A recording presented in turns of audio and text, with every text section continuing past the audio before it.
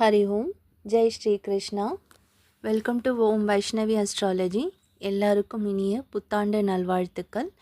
இப்போ நம்ம என்ன பார்க்க போகிறோம் அப்படின்னா, கடக ராசிக்காரர்களுக்கு 2026 வருடம் எப்படி இருக்குங்கிறத நாம் இப்போ பார்க்க போகிறோம்.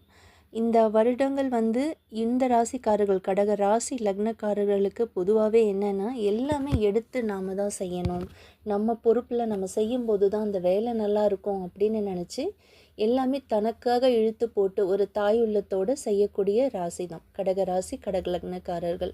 இந்த ஆண்டு அவங்களுக்கு சிறப்பான முறையில் தான் இருக்கும்.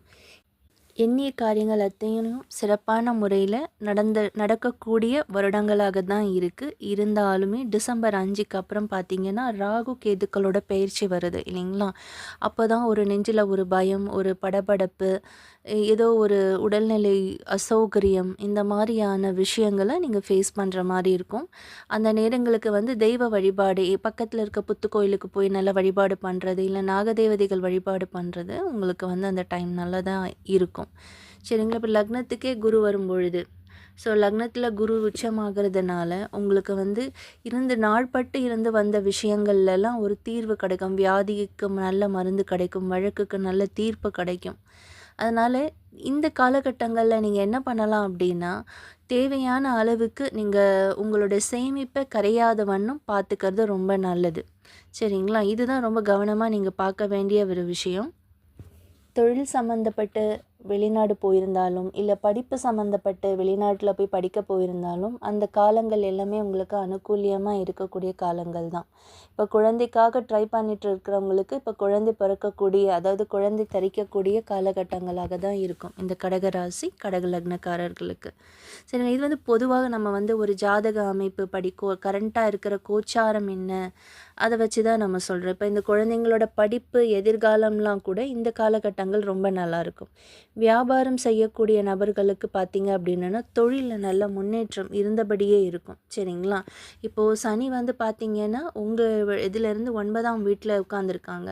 ஸோ சின்ன சின்ன டிஸ்டர்பன்சஸ் தந்தை வழி உறவுகள்லையோ இல்லைன்னா வெளிவட்டார நிகழ்வுகள்லையோ ஏதாவது ஒரு டிஸ்டர்பன்ஸ் இருந்து கொண்டே இருக்கலாம். இல்லை ஆரோக்கிய குறைபாடாக இருக்கலாம். அவங்களுடைய நீங்கள் கொஞ்சம் டேக் கேர் பண்ணி எடுத்து செய்கிற மாதிரி ஒரு அமைப்புகள் இருக்கும். இந்த காலகட்டங்கள் வீடு வாங்குறது, இடம் வாங்குறது, இல்லை ஒரு ஃபார்ம் ஹவுஸ் மாதிரி வாங்குறது, இந்த மாதிரியான ஒரு அமைப்புக்கள்லாம் உங்களை தேடி வரக்கூடிய காலகட்டங்கள் உங்கள் ஜாதக அமைப்புக்கு என்ன மாதிரியான பலன்கள் இருக்குன்னு பார்த்துட்டு ஒருக்க கன்சல்ட் பண்ணிவிட்டு நீங்கள் வீடு வாங்கலாம், இடம் வாங்கலாம். சரிங்களா? என்ன வாங்கணும்னு விருப்பம் இருந்தாலும் கண்டிப்பாக இது செய்யலாம். குரு உச்சமாகக்கூடிய காலகட்டங்களில் பெரும்பாலும் எல்லாருக்கும் சுப நன்மையே கிடைக்கும். இருப்பினும் இந்த கடக ராசி கடக லக்னக்காரர்களுக்கு, ஏன்னா லக்னத்திலேயும் சந்திரன் மேலேயும் குரு உட்கார்றாங்க அப்படின்னா அது ஒரு நல்ல பாசிட்டிவான பலனை தான் தரும். ஒரு மன அமைதியை கொடுக்கும். ஒரு மன சஞ்சலம் எப்போவுமே கடகராசிக்காரர்களுக்கு இருந்துகிட்டே இருக்கும். இதுவா அதுவான்னு. ஏன்னா மைண்டு அவங்களுக்கு பார்த்திங்கன்னா ரொம்ப ஃபாஸ்ட்டாக ஒரு விஷயத்தை நோக்கி ஓடிட்டே இருப்பாங்க. அப்போ அவங்களுக்கு இதெல்லாம் நம்ம தெளிவாக சொல்லலாம், இந்த மாதிரியான ஒரு காலகட்டங்களாக இருக்குது அப்படின்னு. நம்மளை சுற்றி கடகராசிக்காரர்கள் இருக்காங்க அப்படின்னா அவங்களுக்கு நம்ம கொடுக்கக்கூடிய ஒரே சஜஷன், கொஞ்சம் காம் டவுனாக இருங்க. பௌர்ணமிக்கு போய் துர்க்கை அம்மன் வழிபாடு பண்ணுறது, அம்பாள் வழிபாடு பண்ணுறதுலாம் இவங்களுக்கு ரொம்ப நல்லதாக இருக்கும். அதுக்கப்புறம் டிசம்பர் 5க்கு அப்புறம் தான் கொஞ்சம் கவனமாக இருக்கக்கூடிய காலகட்டங்களாக இருக்கும். அதுக்கு முன்னாடி வரைக்குமே அவங்களுக்கு எல்லாமே நல்லா தான் இருக்குது. குழந்தைங்கள் படிப்பில் நல்ல ஆர்வம் காட்டுவாங்க, நல்லா படிப்பாங்க, புது புது விஷயங்களை கற்றுக்கக்கூடிய காலகட்டங்களாக இருக்கும்.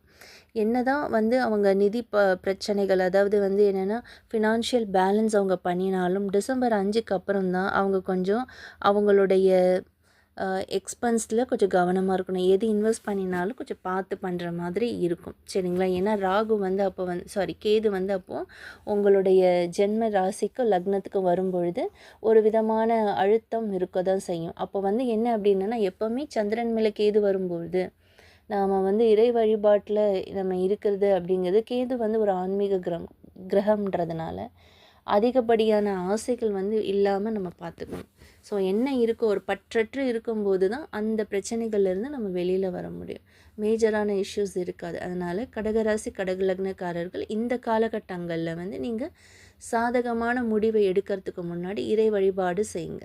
சரிங்களா? அது டிசம்பர் 5க்கு வரைக்குமே நல்லா இருக்குது. அதுக்கப்புறம் நீங்கள் கொஞ்சம் கவனமாக பார்க்க வேண்டியது இருக்கும். சரிங்களா? இது வந்து பொதுவான பலன் தான். ஒரு குறிப்பிட்ட ஒரு ஜாதகத்தை நம்ம பார்க்கும் பொழுது தான் அந்த ஜாதகருக்கு என்ன மாதிரியான நிகழ்வுகள் இருக்கும். அதாவது தசாபுத்தி கோச்சாரம் பார்க்கணும், வாரம் திதி யோகம் நட்சத்திர கர்ணங்கள் பார்க்கணும். இது அத்தனையும் பார்த்து தான் அந்த பலன் சொல்ல முடியும். தனிநபர் ஜாதகத்தை பார்க்கும்போது தான் அந்த ஜாதகருக்குடைய இயல்பான நிலை, இந்த வருஷங்கள் எப்படி இருக்கும், முன்னேற்றமான நிலைகள் என்னன்னு சொல்ல முடியும்.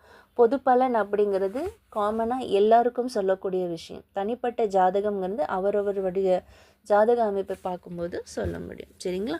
அஸ்ட்ராலஜி கன்சல்டேஷன் வேணும்னா இந்த நம்பருக்கு காண்டாக்ட் பண்ணுங்கள். நன்றி. சந்தேகங்கள் ஏதாவது இருந்தாலும் நீங்கள் கேட்கலாங்க. சரிங்களா? நல்லதுங்க. தேங்க்யூ.